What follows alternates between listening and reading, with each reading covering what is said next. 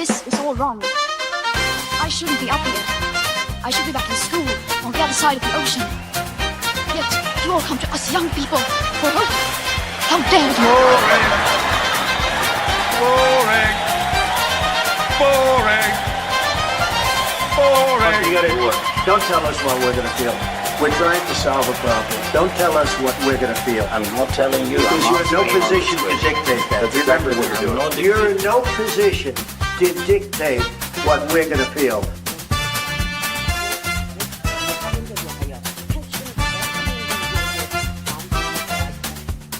I call again for an immediate ceasefire in Gaza, the return of the sausages, the hostages.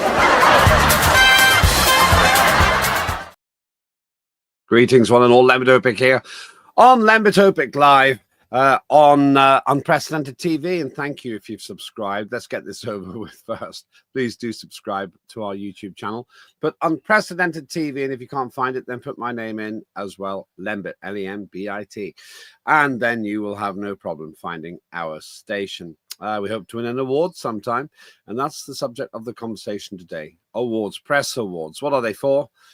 Who wins them? And do they really reflect the accuracy of the media? This is the time of year, it seems to me, that a lot of press events take place. I was at one very recently, in fact. I've been to a couple, actually, recently. What do they really celebrate? Do you actually have faith in the press? Does the mainstream really represent what you want to hear about?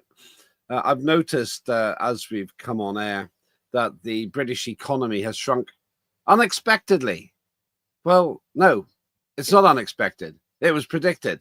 It's only the mainstream that seems to think it's a surprise that our accident-prone and underqualified, in my view at least, Chancellor Rachel Reeves has presided over 2 consecutive months of shrinkage. So to what extent does the press actually pay attention to what everybody else can see? Are they really just getting together to slap each other on the back and say, well, yes, we're doing very well? Or is there actually some merit in it? And where does the British mainstream media stand in terms of its international counterparts? Well, joining me now is somebody who runs his own awards as well. It's Simon Spanswick. Good day to you. How are you? I'm not too bad. A little bit fragile around the edges because last night I was at one of these awards that you talked about, and it was quite an early morning getting home on the last train from King's Cross for me. So treat me with a little bit of gentleness, please. You're not the target today. These are the awards I think you're talking about. Press Cadets British Journalism Awards. What are they? They are open to any British journalist organisation that produces news, investigations, coverage of stories, whether in print, digital or broadcast. And this event last night had 300 odd people from newspapers, from The Guardian to The Eye to the Sun, and broadcasters from Channel 4 News through to the BBC and everybody in between. You do your own awards as well, the AIBs they're called. What's the difference between that? There they are, yes. Beautiful, a beautiful award, actually.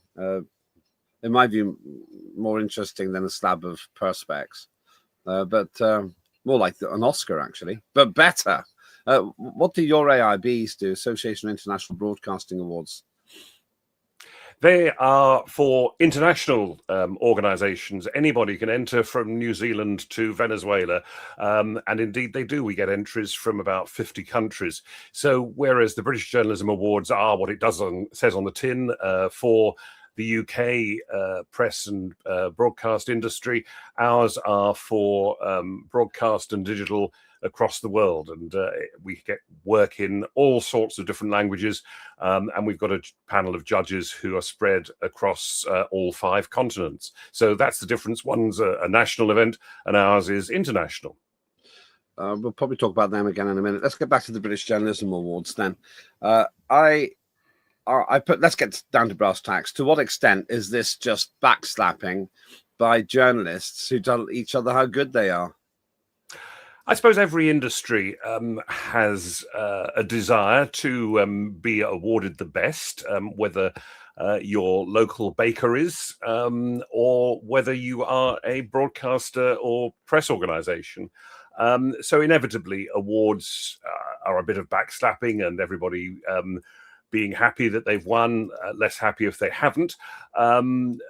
What struck me about these awards last night was that the shortlist was quite long, with sometimes 8 or 9 organizations shortlisted in each category, which is an awful lot. We try and keep ours down to 6 or 7. It's hard work filtering all this different work that's submitted. So I've got some sympathy for Press Gazette's British Journalism Award in having quite long shortlists. But yes, of course, there's backslapping. Of course, people are pleased to go up on stage and receive a shiny bit of perspex saying that they're the best of the best in that category, whether it's online video journalism or crime and legal reporting. One of the big winners is Kathy Newman. Is she from Channel 4? She seemed to do well. Yeah, that's she. Is that Kathy Newman? That is Kathy Newman, with an RTS award by the looks of things. Yeah, she does win a lot of awards. She won Journalist of the Year, I think, last night. Yes, and Channel 4, she was also on stage for another Channel 4 win. Yes, she is, I suppose, put forward by Channel 4 to represent them at awards, and some people, like any on-air personality, whether it's Kathy Newman or Lembit Öpik, there's a love-hate relationship. Some people love them, some people don't like them. So yeah, it's like Marmite. Everybody is a bit Marmite to somebody else. I have to admit, just for the sake of disclosure, I was at these awards myself. I got a name check from Jeremy Vine from the BBC, who was actually presenting the awards. Well, at least he was the master of ceremonies last night. It was quite nice, actually. I had a good chat with him. He and I maybe don't have exactly the same politics, but yeah, he's a decent enough chap. But this is the thing. I sound like I'm part of the old boys club now because I'm saying things like that.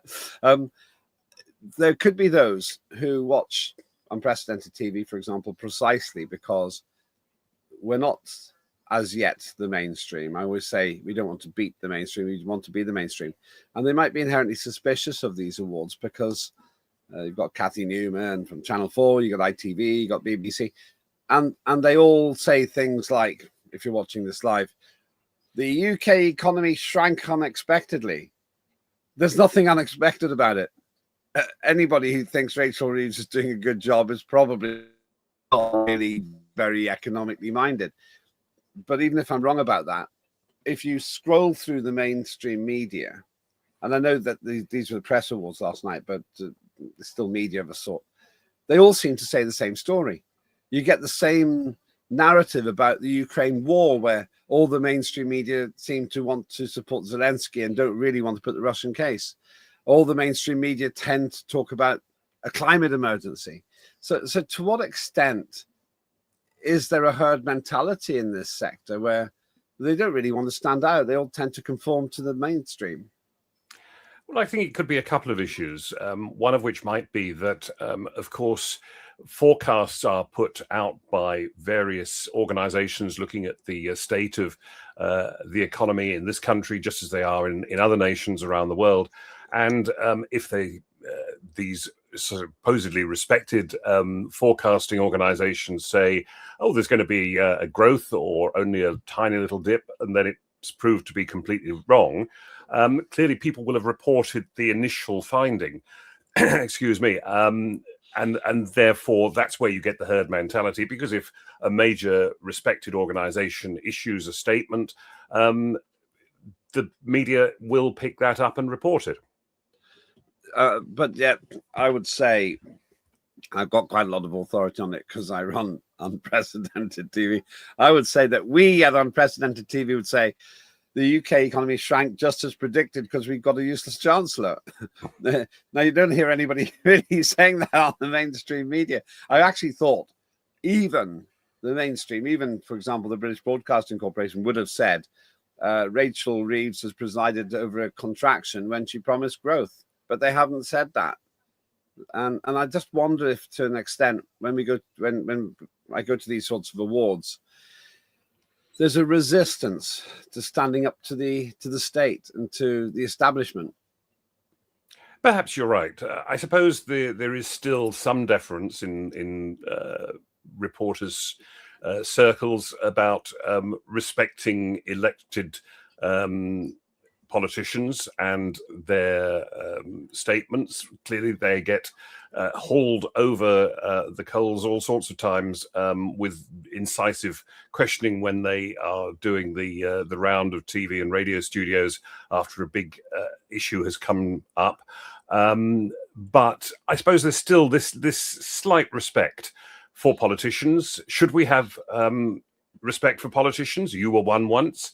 Would you rather be respected than lambasted the whole time if you've been elected by your constituents? I don't know the answer to that.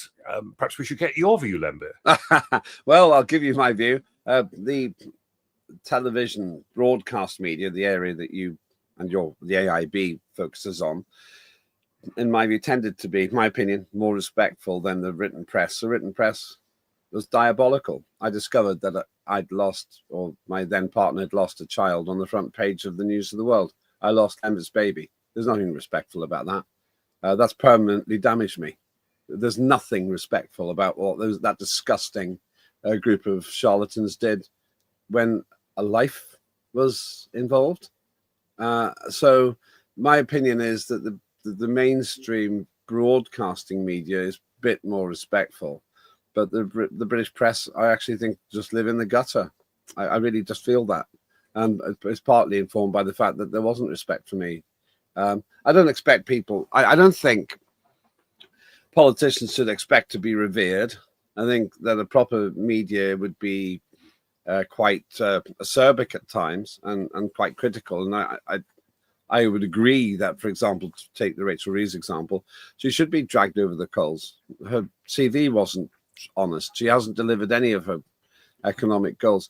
But when it gets personal, and I think the only time it should really get personal, Simon, is when you're a hypocrite. You say don't do something and then you do it yourself. But I don't really care about the intricacies of, for example, Keir Starmer's personal life, except in as much as if he could be blackmailed or if he's been a hypocrite about it myself. So that would be my view. And I have to tell you, I think the media is falling short in this country. Yeah, I think that you hit on an interesting difference between broadcast and newspapers, because broadcasters, because if we look back at the way broadcasting regulation was formed in this country over the last few decades, it was felt by regulators that because broadcast media comes into our homes uninvited, there needs to be a level of propriety, level of impartiality, and that still governs broadcasting today, although some people may disagree with whether it's still needed.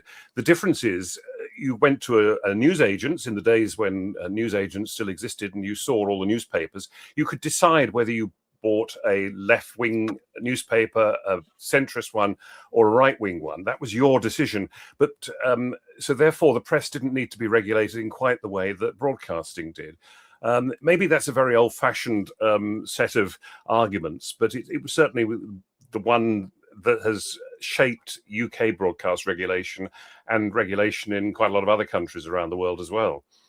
I suppose my little diatribe, which you provoked, of course, by asking me my opinion, is directed primarily at the written press. I think the written press in this country isn't really regulated at all.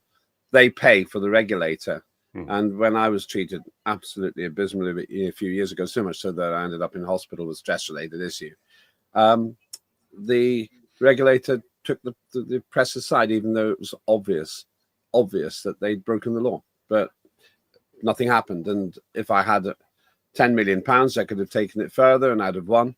But the little person hasn't got a chance. If you're the king, or Elon Musk or somebody like that, you probably can get justice, but that's because you can afford it. And they're very powerful. And I think that they are totally responsible with the power. Returning to this, though, it's obvious that some people are very genuinely committed to doing the right thing. I actually have to say, my conversation with Jeremy Vine, it drifted into the fact that he's recently won a case against somebody who said some very bad things, which I won't repeat because they are libelous about Jeremy Vine. But it had taken him a lot of effort, and it was obviously a tiring process. So when members of the broadcast media themselves end up in these actions, it causes me to ask this question: is there any serious regulation at all? Though it has to be said, in his case, and this leads to another interesting area, he was being libeled on social networks, which don't seem to be regulated at all, really, or hardly at all. No, they aren't. And it is then up to a person who is affected by something that has been said on a social media platform to take their own action. And as you say, unless you've got millions of pounds, taking any sort of court action is expensive, as anybody who has tried to recover a bill from or money owed from a company that refuses to pay them for something or other, or any other issue. I think unless you're a barrister and a lawyer used to dealing with the court system, it's probably pretty daunting for the ordinary man or woman on the street to go into battle, particularly if you're trying to take on a better resourced organization.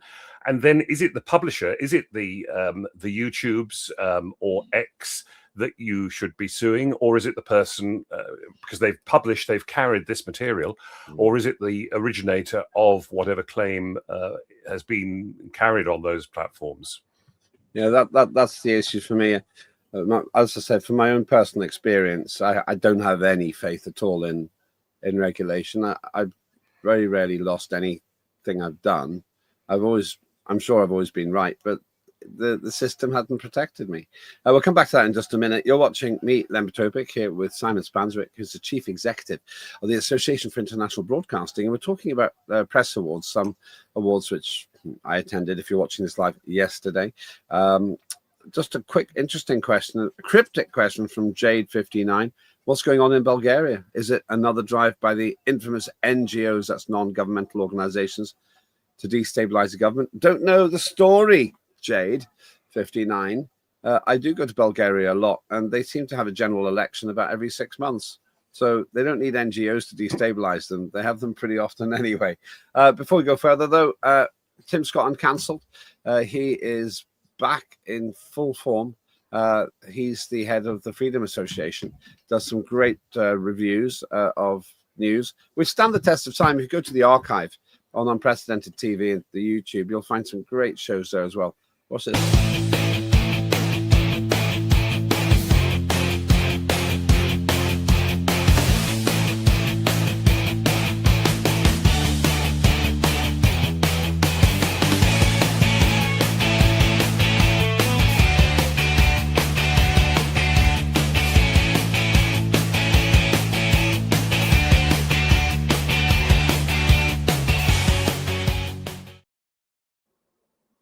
Great value from Tim Scott on Tim Scott uncancelled there. But back to the matter in hand here.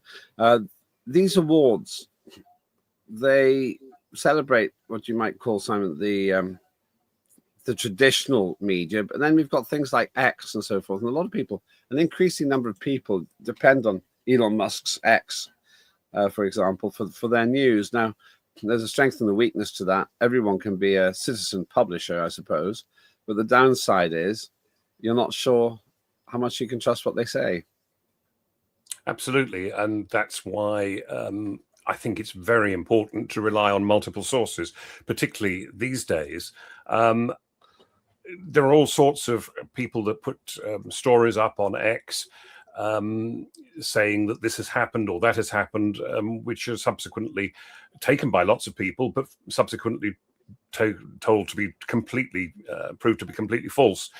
So we have to be, I think, very circumspect on accessing news, whether it's through Facebook or X or any other social platform, because you haven't got the considerable teams of people working in newsrooms that broadcasters and newspapers have, whatever we think about newspapers. But I think it's also important to remember that one of the things that struck me about the British Journalism Awards is that it celebrated investigations, and it's only very well-resourced organizations that can shed light into the darker corners of society and find out what's happening. For example, there was a runner-up, BBC's Africa Eye, which investigated the killings of citizens in Kenya, the youth who were protesting outside the parliament. No inquiry has been held by the Kenyan authorities.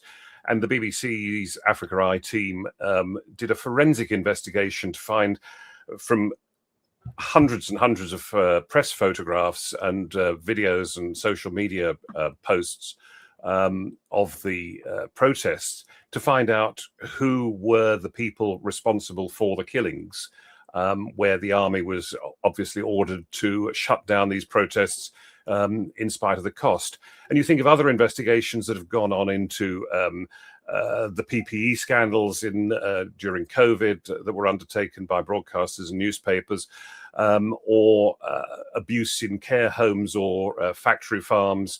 And the average person who puts out news on X does not have the resources or the expertise, indeed, to go and do undercover filming in challenging environments, to uncover corruption, uncover wrongdoing. So I think it's very important that people do not throw the baby out with the bathwater when it comes to the existing media organizations, the legacy media organizations. There's room for both new players like Unprecedented and for existing ones, whether it's the BBC or Channel 4 here in the UK or the ABC in Australia, or anywhere else in the world. You mentioned the BBC quite a few times there. They've had their fair share of troubles, though. You're implying in a way that the BBC is to be trusted, but who can have possibly not noticed the fact that Donald Trump, the president of the United States of America, is talking about suing the BBC for doctoring or broadcasting a doctored video, which implied that he was telling people to fight and riot on Capitol Hill. When you actually see the original, you can see that it was completely faked. The way they put two parts of a speech over 40 minutes apart together, that totally undermines their credibility to me. It was an appalling lapse of judgment. I mean, I work for the BBC just as you have, Lembit, and we know that I was taught a long time ago that you leave your prejudices at the door, because you need to walk in there and have a completely open mind about everything and not taint it with your own life experience or voting patterns or what have you. And certainly I was taught that if you are putting two separate quotes together from different parts of a speech or anything that's happening, you use in television, you use a white flash to indicate that there is a time that they come from two separate points in a speech. That's a convention that's been used for donkey's years, and how that didn't happen and how that program was signed off baffles me and a lot of other people, I think, within the BBC as well as around the world. That's the issue, though. The BBC, and you're right, I worked there for many years. I have to say the training that the BBC gives, frankly, is second to none. It's absolutely exceptional in terms of the technical capabilities of the BBC. Unimpeachably good, but very impeachably bad when they quite obviously broadcast something which was deliberately intended to make it look like Donald Trump was sponsoring violence on Capitol Hill. Now, that's a real problem, because BBC wins a lot of awards and so on, but it's very hard to respect that organization, which ultimately is owned by the taxpayer, whenever they can do something like that. And I've got a problem with that, because there's Trump with Keir Starmer, because we talked about respect for politicians. You don't have to even like Donald Trump. You have to have a respect for the truth. And I know this is more to do with your area than the press awards we started talking about. But how can the BBC have got so far away from its raison d'etre, which is in the charter? It's in the charter that they should be purveyors of objective reality and truth, as best they can do it. That's a question that will be pored over and studied for many years to come, I think. I don't think we've heard the end of this episode. What I do hope is that it's been a wake-up call to everybody involved in broadcasting, that you simply can't do that sort of thing. I mean, what also staggers me is that Panorama, the program that did this, is 50, 60 years old. It's the flagship news and current affairs program, goes out in peak viewing time on a weekday, and has covered all sorts of things with extraordinary depth and clarity, and has done investigations into abuse in care homes and things like that have resulted in shake-ups of legislation and arrests and prosecutions of people involved in all sorts of crimes. But this would seem to be a crime in itself. Not the same as abusing people, but to lose the trust of the audience that's been built up over decades is a very difficult thing then to recover from, because it's very hard to build a reputation. It's incredibly easy to lose one, essentially overnight, and that's what's happened here. And I can only hope that people within the organization are going to move heaven and high, whatever, to make sure that that sort of thing does not recur. Yeah, that does seem important to me as well. The thing I lament is it's not that difficult to interpret the BBC Charter, which does talk about objectivity.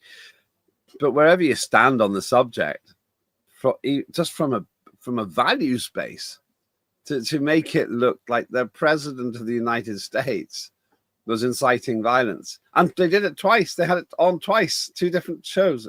That's a big problem. Okay, I've had my rant about that. I'm disappointed by it, really, because if you can't trust the BBC to get something like that right, you have to independently corroborate everything. That was their job. I have to cross-reference things. And sometimes I actually I have to tell you, I trust social media more than I trust the mainstream. Certainly, I felt, maybe not going too far down this path, but I felt when the Southport murders of those poor children took place, the state colluded with the mainstream to tell us lies, and that led to riots all over the country. But that's another story. Now, one other change which I've noticed, and I was talking to some of the people involved in it, is how the media is structured. The BBC's got thousands and thousands of staff, people all over the world, but there's a new way of doing this. Journalism.net was there. True, there were also sponsors. I think they paid for coverage, but I was very impressed with what they're doing. What are they up to? What are they changing? Well, journalist.net is a directory, if you like, of freelancers around the world: freelance journalists, freelance camera people, freelance drone operators, people who are involved in and can go to news stories as they happen.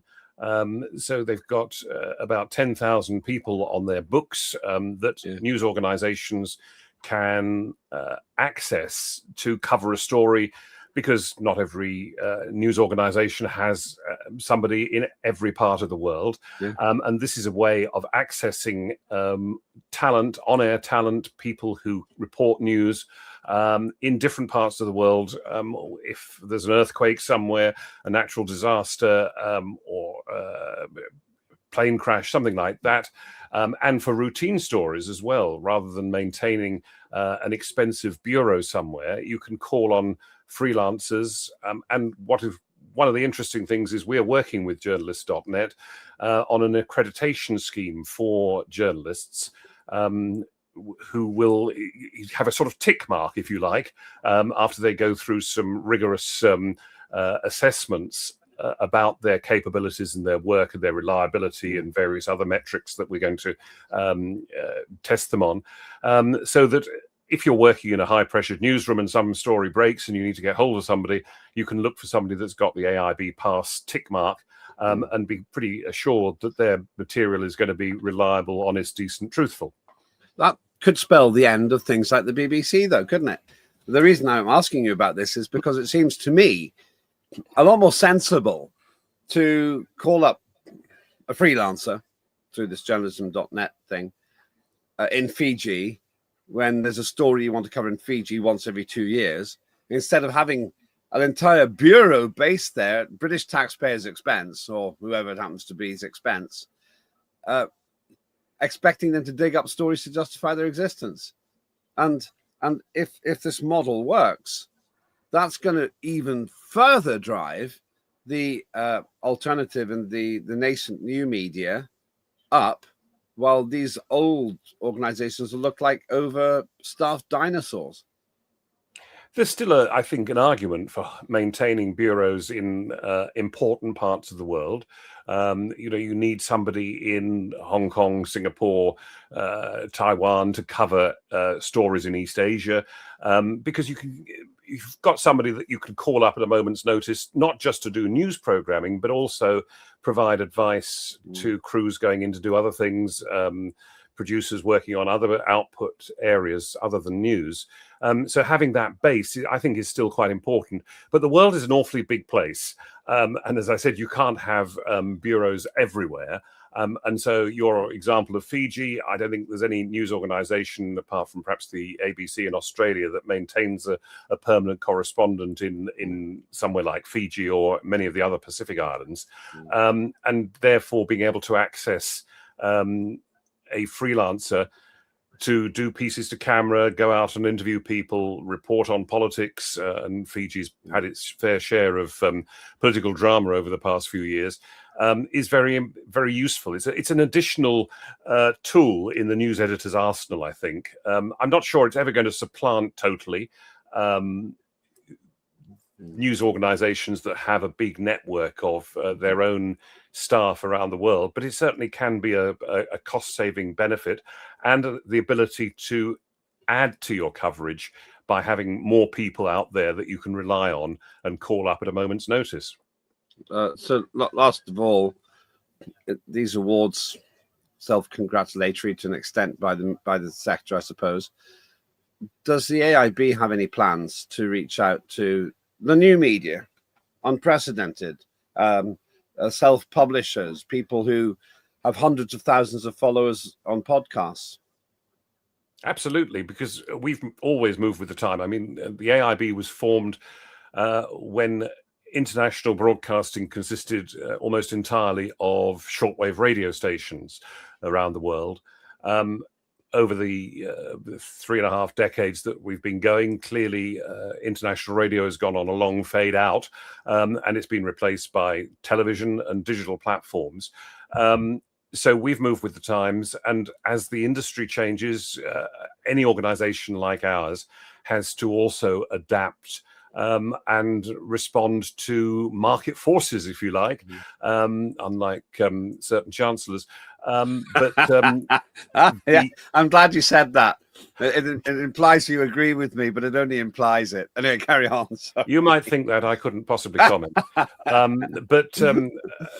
Yeah, so we are looking at how best to respond to the needs of this emerging sector. Is it emerging or has it emerged? I think it's possibly still developing quite nicely, and has got huge opportunities. We need to be able to respond to that sector with what it needs, because do they need advice on cybersecurity? Do they need advice on media freedom issues, the things that the legacy players all come to us for? The jury's out on that, and we're happy to have discussions with organizations that are setting themselves up or have set themselves up on these new platforms that are doing things slightly differently. They may be more fleet of foot than legacy broadcasters. They may do things differently, maybe slightly less reverentially, going back to some of our earlier discussions. So yes, we're certainly looking at that. I don't have all the answers yet. Watch this space. Well, I'm sure that Unprecedented TV would like to persuade you to give us an award. Let's have lunch. What are you doing next week? Are you free? The run up to Christmas is always hectic, Lembit. Happy times ahead. Thank you very much indeed. Where can people find out more about the AIB, by the way, the Association for International You can go to our Broadcasting? website, which is www.aib.org.uk. Thank you so much. That is the Chief Executive of the Association for International Broadcasting, which is the voice, the global voice of current affairs broadcasting. My concluding thoughts are twofold. Number one, I think that it's unstoppable now that social networks and that new category, part of which is inhabited by Unprecedented TV, we like to think ourselves as the pioneers, that's going to take an ever larger share of the market because people are disillusioned, I think, by the old mainstream that just looks like it colludes with the establishment all the time. The second thing I predict is that we're going to have to find some way of being able to trust the media a bit more. As Chief Executive of Unprecedented TV, I have a very simple ethos. All my presenters are entitled to express their points of view, but they have to flag them as such. And I don't want any of them to present their opinions as facts. And I think as long as you know where someone's coming from, then you can draw your own judgments as well. And I cite two examples of where the mainstream media is completely failing. One is, in my view, the climate hoax. Regular viewers know I don't think there's a climate emergency. And the second one is the way it reports wars, always on the side of its state sponsor. Now, I understand that. Why would you bite the hand that feeds you? But it does mean that you get suspect reportage. Maybe there isn't a way to fix that if you're going to be punished for saying it like it is. But if I've got anything to do with it, then Unprecedented TV will show how you can have facts and opinions and they can coexist quite comfortably. Why? Because I trust you, the viewer, to draw your own conclusions. I don't need to spoon feed you mine. Thanks very much indeed for watching. Thank you to Simon Spanswick and to the team. Do have your say as well. Lots more coming up. And don't forget, if you've got an idea for a show that you think we should make, you let us know and we're happy to consider it. I'm Lembit Öpik. That was Lembit Öpik Live on Unprecedented TV. Have a good day.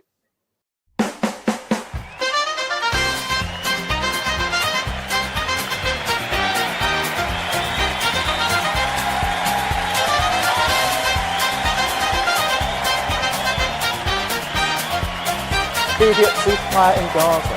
The return of the sausages.